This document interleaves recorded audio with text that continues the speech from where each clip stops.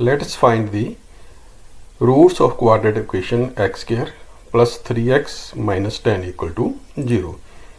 इस क्वेश्चन में a की वैल्यू 1, b की वैल्यू 3, c की वैल्यू -10 है, a और c की प्रोडक्ट -10 है।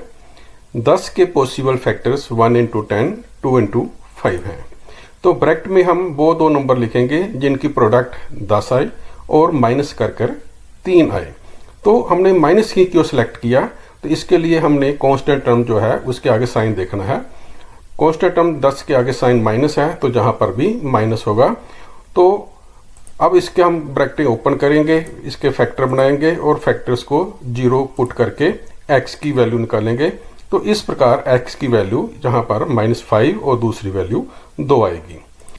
अब हम एक और quadratic equation x square plus 7x plus 10 equal to 0 के फैक्टर बनाएंगे। इस इक्वेशन में a की वैल्यू 1 है, b की वैल्यू 7 है और c की वैल्यू 10 है। a और c का प्रोडक्ट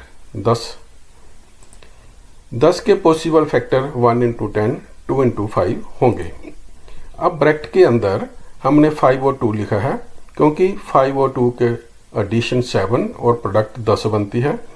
तो 5 और 2 को हमने प्लस क्यों किया, पिछले क्वेश्चन में भी हमने डिस्कस किया था कि कांस्टेंट टर्म के आगे साइन देखना है, जो साइन लिखा होगा वही यहाँ पर हमने करना है। तो जहाँ पर प्लस साइन है तो जहाँ पर भी 5 और 2 के बीच में प्लस साइन आएगा। तो हमने ब्रैकेट्स को ओपन किया, ओपन करने के बाद इसके कॉमन निकाला, कॉमन निकालने के बाद इसके फैक्टर बने x प्लस 5, x प्लस 2। इन फैक्टर्स को 0 किया और x की वैल्यू -5 और -2 हमारे पास आ गई। अब हम quadratic equation 2x square minus x minus 10 equal to 0 के फैक्टर बनाएंगे। इस क्वेश्चन में a की वैल्यू 2, b की वैल्यू -1, c की वैल्यू -10 है। a और c की प्रोडक्ट 20 है और 20 के पॉसिबल फैक्टर 1 इंटू 20, 2 इंटू 10 और 4 इंटू 5 होंगे।